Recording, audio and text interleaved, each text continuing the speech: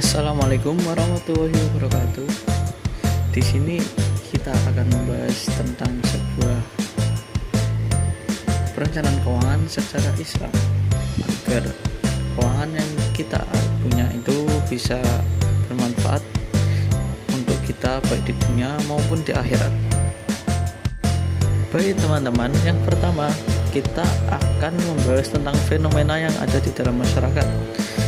Fenomena ini mencakup 4 aspek, yaitu konsumtif dalam pengeluaran, minimnya kesadaran menabung, terjebak hutang, dan tidak ada tujuan keuangan. Dari keempat aspek ini, secara garis besar bahwa kebanyakan masyarakat itu masih belum mengetahui cara yang tepat dalam merencanakan sebuah keuangan, baik itu untuk diri sendiri maupun untuk keluarga. Konsumtif dalam pengeluaran ini bisa diartikan bagaimana kita selalu berfoya-foya tentang sebuah barang atau produk, atau seperti kita mengikuti sebuah tren, dan itu bisa membahayakan tentang finansial keuangan kita. Yang selanjutnya ada minimnya kesadaran menabung. Minimnya kesadaran menabung ini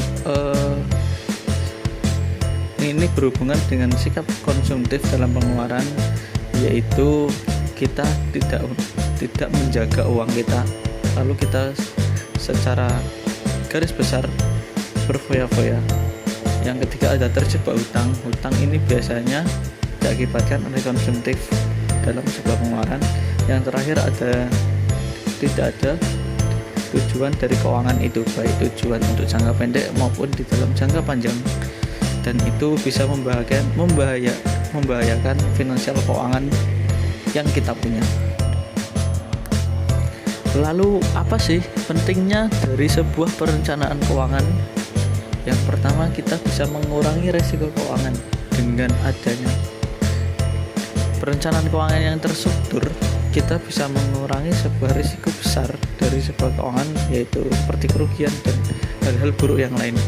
Dengan adanya ini diharapkan bisa menumbuhkan rasa kemandirian kita tentang sebuah keuangan, atau biasa kita sebut dengan kemandirian finansial, agar menjaga sebuah uang itu tidak mengakibatkan hal yang buruk. Yang ketiga ada future planning. Dengan kita bisa menjaga keuangan, kita bisa menggambarkan atau memilih planning apa yang tepat dalam kita merencanakan keuangan, baik itu jangka panjang maupun di jangka pendek. Baik teman-teman, kita akan membahas tentang bagaimana keuangan Islam ini sangat menarik minat kita untuk kita laksanakan maupun kita implementasikan dalam kehidupan sehari-hari kita. Berbicara tentang keuangan Islam, pasti kita akan membayangkan tentang konsep prinsip-prinsip yang ada di dalam Islam. Bagaimanapun juga Islam itu mengajarkan tentang kita harus adil, kita harus jujur, dan kita harus transparan dalam suatu hal, baik itu dalam keuangan maupun hal lain. Yang pertama adalah konsep kepemilikan kita.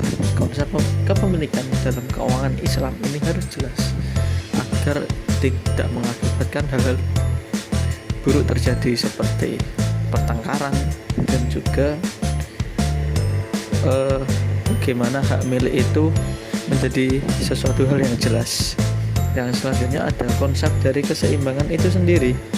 Konsep dari keseimbangan itu sendiri adalah bagaimana keuangan Islam yang sudah kita kelola ini bisa seimbang antara dunia dan di akhirat, agar kita selalu menjalankan prinsip-prinsip yang ada di dalam agama Islam.